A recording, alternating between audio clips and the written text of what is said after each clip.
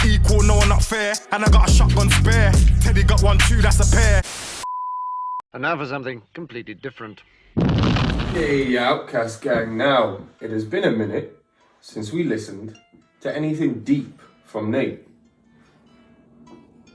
As you know, I didn't really want to do any of that stuff. Been through some personal stuff in my life quite recently. Didn't really want to do any of the deep stuff. You guys have been non-stop asking for it. So, without further ado, NF Paralyzed, and I'm guessing just by the title that this isn't going to be great. Hopefully though, we'll be okay. Please like, comment, subscribe, and without further ado, let's go Nathan. Never have the first 2 seconds ever told me more. It's from Mansion as well. When did I become so numb?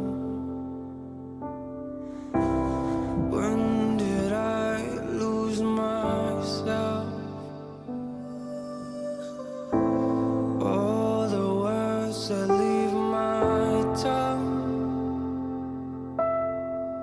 feel like they came from someone else. I'm paralyzed. Where are my feelings?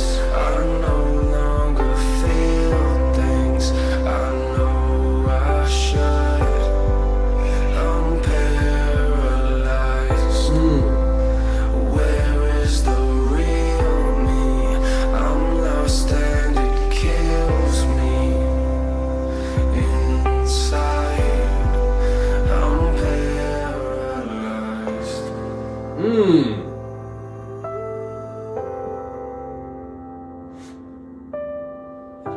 I really like how he's talking about paralyzed in a sense of not like physical impairment, but emotional impairment. It's like an emotional paralyzation where you don't feel anything anymore. Where are my feelings? Why don't I feel things?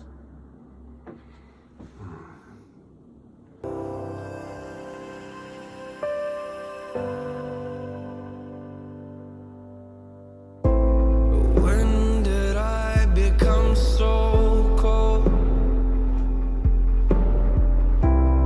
When did I become ashamed? Oh, where's the person that I know? They must have left. They must have left with all my faith. I'm paralyzed. Where are my feelings? I no longer feel things. I know I should. I'm paralyzed. Where is the real me? I'm lost and it kills me inside. I'm paralyzed. I'm paralyzed. I'm scared to live, but I'm scared to die. And if life is pain, then I've buried mine. I'm scared to live, but I'm scared to die. That's crazy. There's so much just within that. Like I'm scared to live. Like I'm scared to do daring things because I'm scared that I might die whilst doing those things. But also like I'm scared to really live and go after my dreams because we only get one life and I don't want to waste it. Putting all my time into something that might not be fruitful in the later. I'm scared to live and I'm scared to die.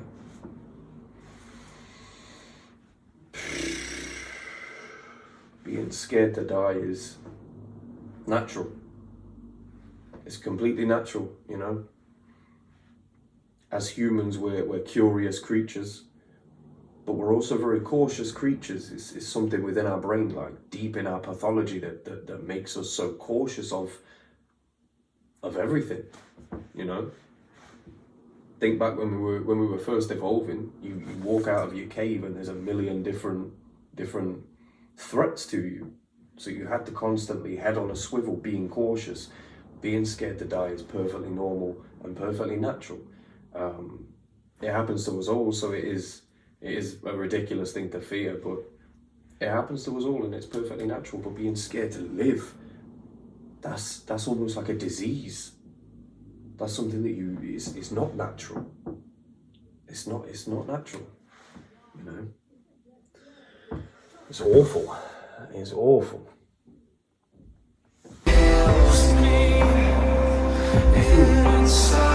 I wasn't expecting a rap. I was gonna pause it to say that the bass in this is so irregular that it's almost resembling like an irregular heartbeat, because there's next to no pattern within the sub bass of this track, almost none.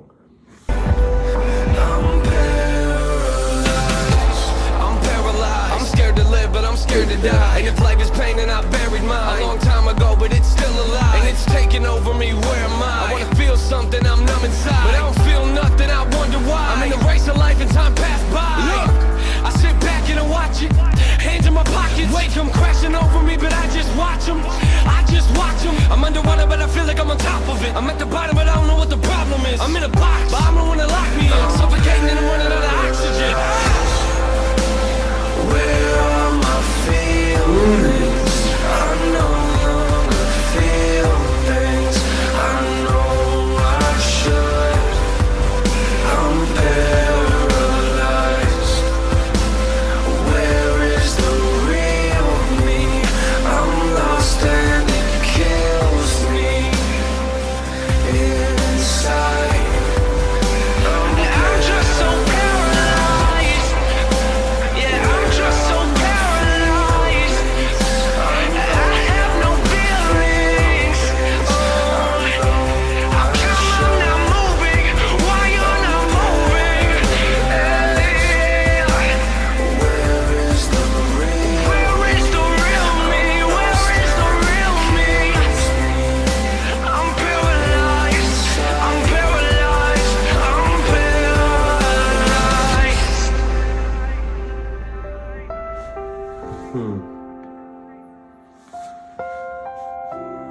I'm gonna wait for the last 20 seconds because I want to make a point about the last part of this track.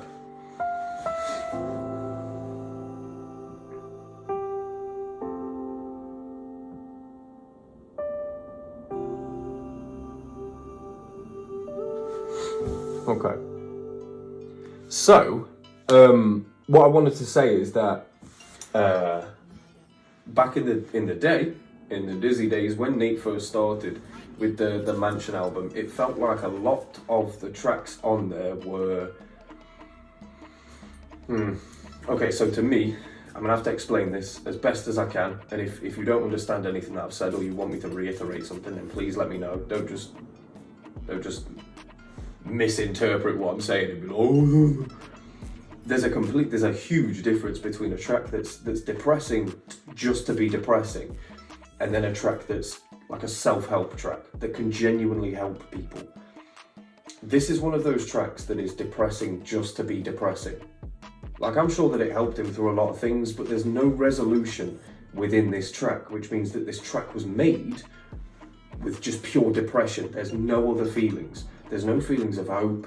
There's no feelings of maybe, possibly, someday. There's no feelings of that, which to me is a non-starter. This isn't a track that I can listen to unless I am depressed and I want to be in that mood, which is rarely ever. And Nate made a lot of those tracks back in the day. Now, that may have made him very famous. It obviously did, because he did help a lot of people. But my argument is that those who stayed true fans of Nate and continue to love his music even when he's not being depressing, that's because those people still listen to tracks like this and they're still in that depressive state.